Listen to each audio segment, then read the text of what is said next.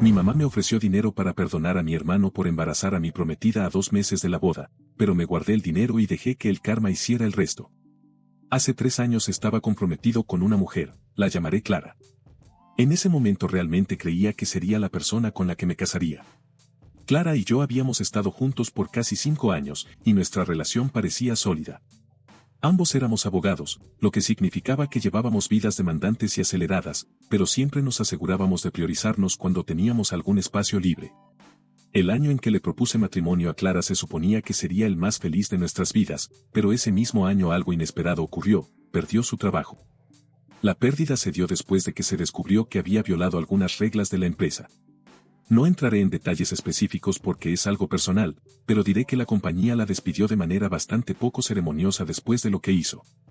Si alguna vez has conocido a un adicto al trabajo perfeccionista, podrías entender cómo una pérdida así puede sacudirlos hasta lo más profundo.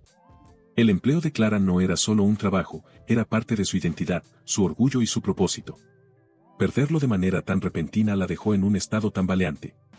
Clara se lanzó de inmediato a buscar empleo, aplicando a innumerables firmas y corporaciones. Desafortunadamente, su experiencia era muy especializada y las oportunidades no eran exactamente fáciles de encontrar, especialmente después de las circunstancias de su despido. Pasaron meses y todavía no había conseguido una nueva posición. A lo largo de todo esto intenté ser lo más solidario posible. Le aseguré que no necesitaba preocuparse por los gastos ni las finanzas, ya que estábamos comprometidos, y veía como mi responsabilidad cuidarla durante esta etapa difícil. Sabiendo que Clara tenía la tendencia de obsesionarse con las cosas y estresarse demasiado, la animé a relajarse y a no dejar que la situación la consumiera. Para mi alivio, tomó mi consejo, o al menos lo intentó. Con su nuevo tiempo libre decidió perseguir algo que siempre había sido un sueño para ella: aprender paisajismo. Se inscribió en una clase local y comenzó a dedicar sus horas libres a este nuevo pasatiempo. Coincidía que esa era la misma clase de paisajismo a la que asistía mi hermano, Bruno. Déjame hablarte un poco sobre él, es completamente opuesto a mí. Mientras yo era el responsable y aplicado, creciendo enfocado en mis estudios y mi carrera, Bruno era el típico chico despreocupado de la vida. Pasó sus años escolares haciendo travesuras y ganándose una reputación de mujeriego. Esa fama lo siguió hasta la universidad y más allá. Era el tipo de persona que nunca permanecía mucho tiempo con una chica y rara vez se tomaba algo en serio. Clara había conocido a Bruno al inicio de nuestra relación y sabía el tipo de persona que era. Así que, cuando comenzó a ir a la misma clase de paisajismo que él, pensé que sus caminos cruzándose allí era solo una coincidencia. Pero, mirando hacia atrás, fue cuando las cosas empezaron a cambiar. En el transcurso de unas pocas semanas, los dos se volvieron sorprendentemente cercanos. Al principio no le di mucha importancia. Bruno se ofrecía a recogerla y llevarla a la clase a veces, lo cual parecía un gesto considerado, aunque inusual. Clara llegaba a casa emocionada, contándome historias sobre lo que ella y Bruno habían hecho en la clase de paisajismo, o mostrándome fotos de los proyectos en los que habían estado trabajando. Sin embargo, sus interacciones pronto se extendieron más allá del paisajismo. Comenzaron a salir los fines de semana, haciendo cosas como visitar museos de arte o probar nuevos restaurantes. Esas eran actividades que normalmente Clara y yo disfrutábamos juntos, pero ahora las estaba compartiendo con Bruno. Con el tiempo, hubo muchos más cambios en el comportamiento de Clara. Pasaba mucho más tiempo con el del que me resultaba cómodo, y esto comenzaba a afectar nuestra relación. Incluso empezó a cancelar nuestras noches de citas para salir con Bruno. No soy del tipo que se queda callado, dejando que las cosas se pudran. Así que, una noche, la enfrenté directamente, le pregunté sin rodeos si había algo entre ella y Bruno. Clara se sorprendió con mi pregunta. Incluso se ofendió, pero negó rotundamente que algo inapropiado estuviera ocurriendo. Insistió en que su tiempo con Bruno era puramente platónico. Explicó que pasar tiempo con él era divertido y ligero, comparándolo con estar con un hermano menor. Parecía genuinamente herida de que siquiera sugiriera algo más, y por un momento me sentí culpable por dudar de ella. Pero, en el fondo, sus explicaciones no lograron tranquilizarme del todo. Las cosas llegaron a un punto crítico apenas 2 meses antes de nuestra boda. En ese momento trabajaba incansablemente, tenía una carga laboral intensa para asegurarme de que todo estuviera en orden financieramente. Desde que Clara había perdido su trabajo, yo había asumido toda la responsabilidad económica de nuestro hogar y de los gastos de la boda. Ella aún no había encontrado un nuevo empleo, y aunque usaba algunos de sus ahorros para sus necesidades personales o emergencias, yo cargaba con la mayor parte del peso. Entre pagar todo y el estrés de planear una boda, mis horas en la oficina se habían vuelto más largas y agotadoras. No estaba tan presente como debería y, mirando hacia atrás, tal vez eso les dio a Clara y a Bruno la oportunidad de acercarse tanto como lo hicieron. Una noche llegué temprano de un viaje de negocios. Tenía ganas de sorprender a Clara y pasar tiempo con ella. Cuando estacioné en la entrada, inmediatamente noté el auto de mi hermano aparcado afuera. Normalmente no habría pensado mucho en ello, ya que Bruno tenía la costumbre de aparecer sin avisar. Pero esta vez era diferente. Ya pasaban de las 9 de la noche, y ver su auto allí, tan tarde, me levantó una bandera roja. La sala estaba vacía, pero la televisión seguía encendida. Mis ojos se fijaron de inmediato en las latas de cerveza esparcidas por el suelo y, luego, en algo inconfundible, la ropa interior de Clara, tirada descuidadamente entre ellas. Sabía, en ese instante, lo que estaba a punto de descubrir. Una parte de mí quería dar la vuelta y marcharme, pero otra, la que necesitaba pruebas reales y contundentes, me empujó a seguir adelante. Necesitaba verlo con mis propios ojos. Caminé lentamente y me detuve en la puerta. Ahí estaban Clara y Bruno, entrelazados de la manera más íntima imaginable. Estaban tan absortos el uno en el otro que ni siquiera notaron que yo estaba parado allí. Normalmente soy una persona tranquila y serena, pero esto era una traición de la más alta categoría. Sin decir una palabra, entré en la habitación, me acerqué a la cama y agarré a Bruno por la nuca. Tiré de su rostro, separándolo de Clara, y el asombro en su cara fue casi satisfactorio. Se volvió para mirarme y su expresión cambió instantáneamente, de confusión a terror. Ni siquiera miré a Clara. Bruno balbuceó de inmediato, disculpándose conmigo, pero sus palabras no significaban nada. En ese momento le solté un puñetazo directo en la nariz. El crujido del hueso me dio una satisfacción sombría mientras la sangre comenzaba a correr por su rostro. Gritó de dolor, pero no había terminado. Lo golpeé una y otra vez, cada golpe caía más fuerte que el anterior. La sangre goteaba de su nariz y manchaba su camisa, pero no me importaba. Tropezó hacia atrás con las manos, tratando débilmente de bloquearme, pero seguí hasta que Bruno quedó en el suelo, ensangrentado y suplicando que parara. Entonces dirigí mi atención a Clara. Ella estaba sentada en la cama, temblando y sollozando. La miré directamente a los ojos y le dije que tenía 10 minutos para salir de mi casa, advirtiéndole que, si no lo hacía, no dudaría en dejarla en el mismo estado sangriento que mi hermano. Clara comenzó a suplicarme, disculpándose una y otra vez.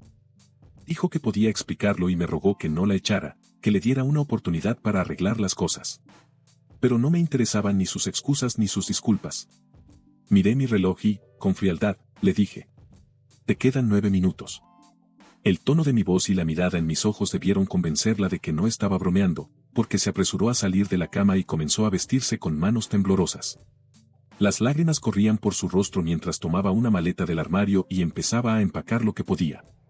Cuando terminó, arrastrando su maleta a medio llenar por las escaleras, se volvió hacia mí una última vez.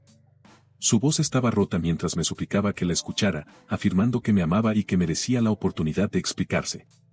Sin decir una palabra, tomé su mano y deslicé el anillo de compromiso de su dedo. Luego la empujé hacia la puerta. Intentó resistirse, rogándome que lo reconsiderara, pero yo ya estaba harto.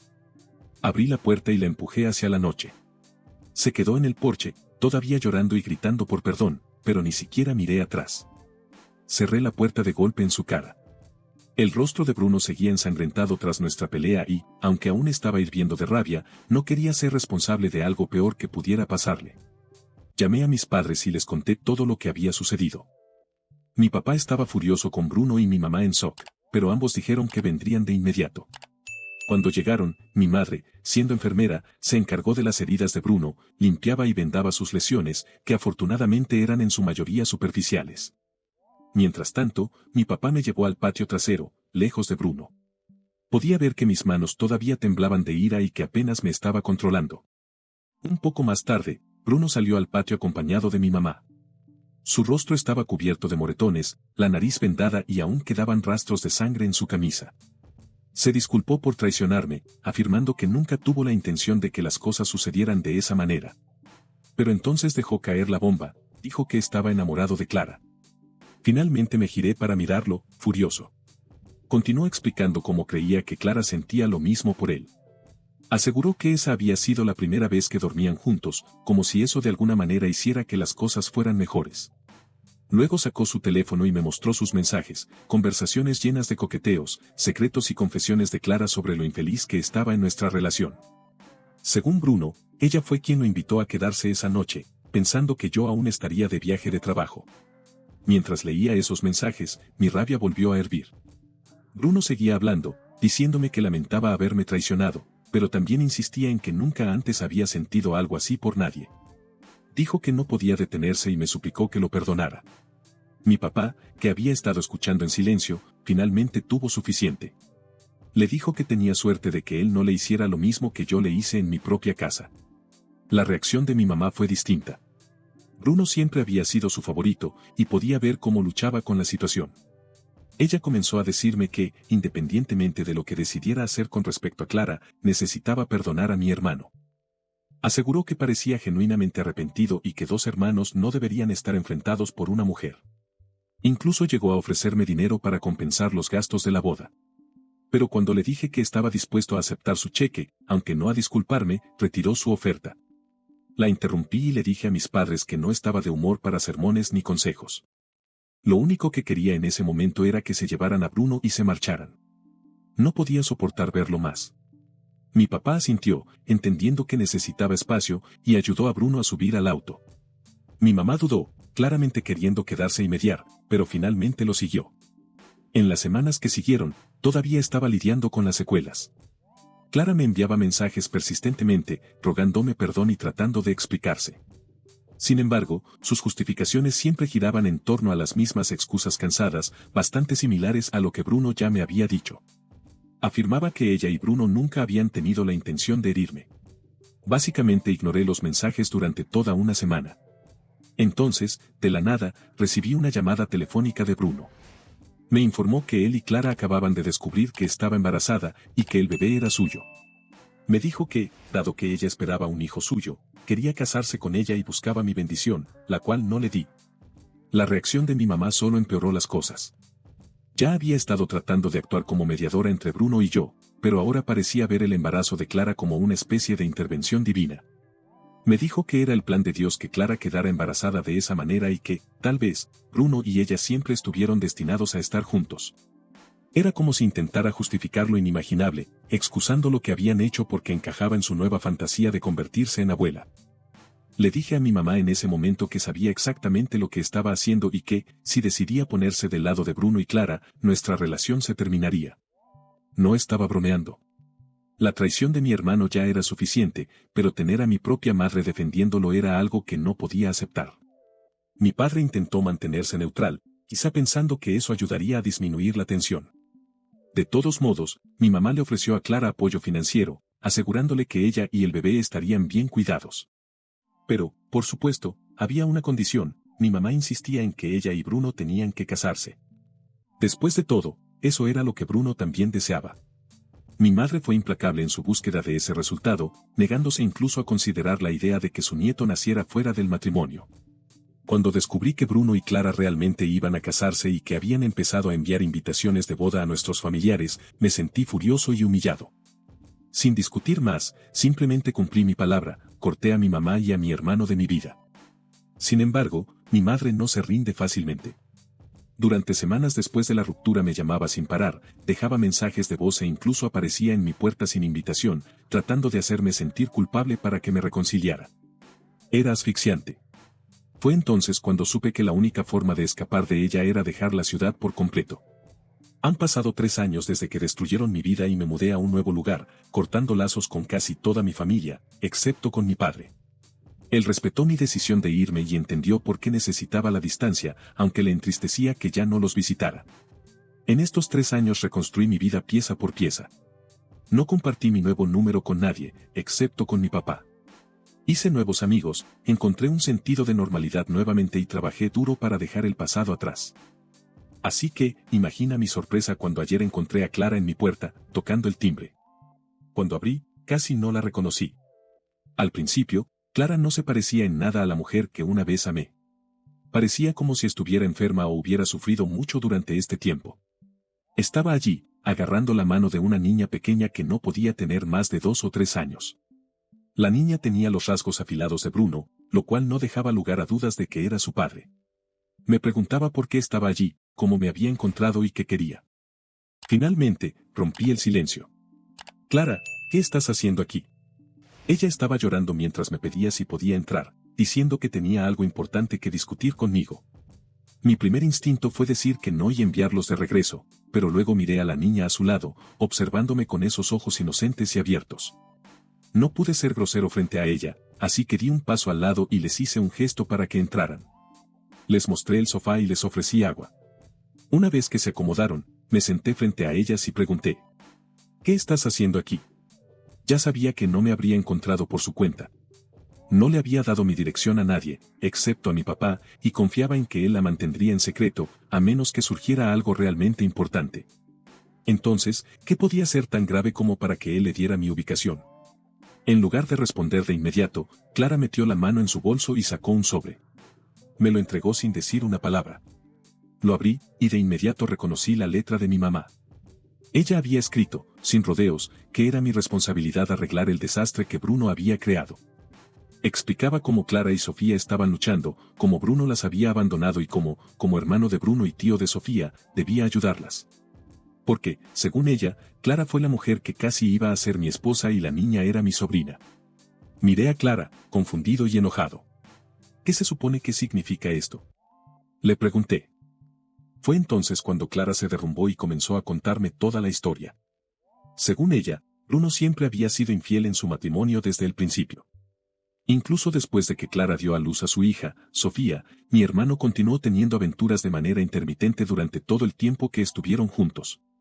Por su parte, Clara había intentado hacer que las cosas funcionaran, esperando que mejoraran con el tiempo, aunque fuera solo por el bien de Sofía. Pero, hace 3 meses, Bruno empacó abruptamente sus cosas y se fue sin explicaciones, sin una nota, sin advertencias, simplemente desapareció. Desde entonces, Clara había estado sola. No tenía trabajo, ni ahorros, ni hogar. Ella y Bruno vivían en una casa rentada y, sin él, no podía permitirse seguir allí. Mi mamá, sintiendo algún tipo de obligación por Sofía, había estado dándole dinero a Clara para apoyarlas. Pero ahora, con Bruno prácticamente desaparecido para siempre, había decidido que ya no quería ser responsable de Clara y su hija. Clara continuó diciéndome que mi mamá quería que yo me encargara de ella y de Sofía, ya que no tenían a dónde ir ni a nadie más a quien recurrir. Me sentí completamente repugnado por lo que estaba pidiendo, y por lo ridículo que era que tanto ella como mi madre esperaran que yo ayudara. Mi mamá no solo se había puesto del lado de Bruno durante la traición inicial, sino que ahora intentaba arrojar las consecuencias de sus acciones sobre mí. El favoritismo implacable de mi madre hacia Bruno volvía, como de costumbre. Le dije de inmediato a Clara, de manera bastante directa y frente a su hija, que no tenía derecho a esperar ninguna ayuda de mí. Esa no era mi hija. Ella ya no era mi prometida y, claramente, no era mi responsabilidad. Aunque me sentí mal porque Bruno simplemente la abandonó, ella debió haberlo visto venir. Después de todo, él no es la persona más confiable ni responsable. No iba a dejarme manipular para ayudar. Entonces, le pedí a Clara que se fuera. Comenzó a llorar, diciendo que no tenía a dónde ir ni dinero, y que lo que le quedaba lo había gastado en gasolina para venir a verme. Terminé dándole lo suficiente para que llenara el tanque antes de pedirle que se marchara. Así que esa es mi historia con mi mamá y su favoritismo. Descubrí hace poco este subreddit sobre padres que tienen preferencia por un hijo, y me pareció interesante compartir mi experiencia. Actualización 1. Quiero aclarar algunas cosas. El comportamiento de mi mamá en esta situación también me resulta completamente desconcertante. El hecho de que esté tratando de hacerme sentir culpable para que ayude a Clara y a su hija, después de todo lo que ha pasado, me parece increíblemente egoísta. Entiendo que pueda sentirse obligada debido a su nieta, pero no debería esperar que yo limpie el desastre que dejó su hijo dorado, especialmente después de cómo resultó todo cuando fui yo el traicionado. Si mi mamá quiere tener un hijo favorito, entonces puede tenerlo, pero también debe hacerse cargo de él. Estoy de acuerdo con algunos de sus comentarios en que mi papá también me traicionó. En lugar de ofrecerme el apoyo que necesitaba después de todo lo ocurrido, adoptó una postura neutral. Aunque regañó a mi hermano en ese momento, nunca realmente se puso de mi lado por completo, al no desafiar el comportamiento manipulador de mi madre. También desempeñó un papel en esta traición. Planeo tener una conversación con él pronto. Es cierto que Bruno dejó a Clara, pero eso no pone automáticamente la responsabilidad en mí de cuidar de ella. Ella tomó sus decisiones y, aunque puedo sentir algo de simpatía por su situación, no le debo nada. El hecho de que apareciera en mi puerta sin nada más que una historia triste y una niña solo resalta su desesperación. No la rechacé por despecho, simplemente dejé claro que no es mi trabajo arreglar lo que Bruno rompió. No estoy obligado a cuidar de ella solo porque ahora está en una situación difícil. Esa niña definitivamente no es mía. Clara y yo ya habíamos roto semanas antes de que quedara embarazada y, para cuando terminamos, hacía tiempo que habíamos dejado de tener intimidad. La línea de tiempo es clara y no hay absolutamente ninguna posibilidad de que yo sea el padre. Así que no hay necesidad de una prueba ni nada parecido. Además, Sofía tiene todos los rasgos de Bruno, su rostro, sus ojos, su sonrisa, es como verlo de niño otra vez. No tengo dudas de que Bruno es su padre. No necesito hacerme una prueba de paternidad porque el parecido es inconfundible. La niña es, sin lugar a dudas, hija de Bruno, y no voy a dejarme arrastrar a más confusiones. No quiero adoptar a mi sobrina. No puedo creer que algunos de ustedes incluso sugieran eso. Independientemente de la situación financiera o emocional de Clara, ella es la madre y es su responsabilidad. No entiendo por qué nunca trabajó después de casarse o por qué no ahorró. Bruno es el padre, así que, incluso si se separan, tanto Clara como Bruno deben asumir la responsabilidad de cuidar de su hija. Bruno no tiene otra opción más que pagar la manutención infantil. Actualización 2. Hablé con mis padres sobre todo. Ya sabía que mi papá le había dado mi dirección a Clara, pero quería escucharlo directamente de él. Lo llamé y le pregunté, sin rodeos, por qué accedió a compartir mi ubicación con ella después de que le había pedido repetidamente que no lo hiciera y que esperaba que yo hiciera por Clara y su hija después de todos estos años. Mi papá se quedó en silencio por un momento, claramente incómodo. Luego suspiró profundamente y se disculpó. Lo siento, hijo, de verdad lo siento. Dijo. Hicimos todo lo que pudimos para ayudar a Clara, pero con Bruno desaparecido por tanto tiempo solo podíamos hacer hasta cierto punto. Tu mamá me rogó que le diera tu dirección. Dijo que, tal vez, si la veías después de todo este tiempo, querrías ayudarla de alguna manera, ya que no tiene a dónde ir. Sentí cómo aumentaba mi frustración y le pregunté. ¿Por qué pensarías que querría ayudar a alguien como ella? Ella me traicionó con Bruno, me lastimó, y ahora quieres que la ayude. Mi papá me dijo que entendía por qué estaba enojado. Explicó que ni él ni mi mamá querían que las cosas terminaran de esa manera, pero que Clara y Sofía también eran familia para ellos. Creía que yo era su única opción. Se disculpó conmigo de nuevo, pero no lo escuché. Le dije que él y yo habíamos terminado. Había confiado en que sería diferente a mi mamá, pero resultó que todos eran iguales, traidores que apuñalan por la espalda. ¿De verdad pensaban que de alguna manera iba a olvidar el pasado, aceptar a Clara y a la hija de mi hermano en mi vida y empezar a cuidarlas? Wow, es un golpe duro darse cuenta de que mis padres realmente no se preocupaban por mí. Le dije a mi papá, con firmeza y sin dudarlo, que perdiera mi número y olvidara que alguna vez existí para él. Y, como conocía mi dirección, le advertí que si él o mi mamá aparecían en mi casa, llamaría a la policía. Mi papá intentó disculparse de nuevo, suplicándome que lo escuchara, pero yo ya no estaba interesado. No me vuelvas a llamar. Le dije. Simplemente no lo hagas. Tomaste tus decisiones y yo estoy tomando las mías. Si esperaba que le dejara decir una última cosa, lo lamento por él. Colgué el teléfono e inmediatamente bloqueé su número. Lo que mi papá ha hecho es imperdonable y no hay marcha atrás. Actualización 3. Ha pasado casi un mes desde mi última actualización. Finalmente pude localizar a Bruno con la ayuda de uno de mis amigos. Resulta que Clara tenía razón, Bruno ha estado viviendo con su última conquista en un pueblo cercano, fingiendo que no tiene responsabilidades, como si no tuviera familia. No me sorprende. Así ha sido toda su vida. No puedo creer que este sea el mismo tipo que me dijo, con cara seria, que estaba enamorado de Clara hace 3 años. El mismo que puso mi vida patas arriba. Y ahora, después de todo eso, cuando se aburrió de Clara y de su hija, estaba viviendo con otra persona. Clara lo sabía. Sabía cómo era mi hermano y aún así decidió engañarme con él. Así que no lo lamento por ella. Es como si te digan que algo está caliente y aún así decides tocarlo, pues te vas a quemar. Después de averiguar dónde estaba, le envié la dirección a Clara. No quería involucrarme en más de su drama, pero tampoco quería abandonar a una niña que no tenía la culpa del par de idiotas que eran sus padres. Así que le di un último consejo. Necesitas contratar a un abogado y presentar una demanda de divorcio y manutención infantil. Hazlo ahora, antes de que Bruno desaparezca a otro lugar. Clara me agradeció por todo y pude escuchar el alivio en su voz. Se disculpó de nuevo, como ya lo había hecho tantas veces antes, pero yo ya no estaba interesado en escucharla. Le escribí por mensaje de texto. He terminado. No vuelvas a contactarme. No aparezcas en mi puerta. Esto es lo último que hago por ti. Lo que tuvimos, lo que fuera, se acabó hace mucho. Solo quería que dejara de perturbar mi paz para siempre. Actualización 4. Para contarles sobre esta actualización debo darles un poco de contexto sobre mi hermano. Él nunca terminó la universidad y, desde que la dejó, ha estado viviendo de trabajos temporales. Mayoritariamente por eso estaba tomando una clase de paisajismo, quería conseguir empleo en ese ámbito. Pero ese tipo de trabajos que suele encontrar le permiten no estar atado a ningún sitio. Y si han leído mis publicaciones anteriores, ya sabrán a dónde me dirijo. Sí, mi hermano se ha mudado. Aunque fugado es la mejor palabra para definirlo. Al parecer, sabía que Clara lo buscaba para demandarlo por manutención infantil y lo primero que hizo fue huir de la casa de su antigua novia. Eso fue lo que descubrió Clara cuando fue a verla para hablar con él, pero ya se había ido. La mujer le dijo que él se había mudado y que no sabía dónde estaba. Pero si eso es cierto, o solo una mentira, nadie lo puede saber ahora. Mientras tanto, me enteré de todo esto porque Clara me escribió un correo electrónico contándome lo ocurrido.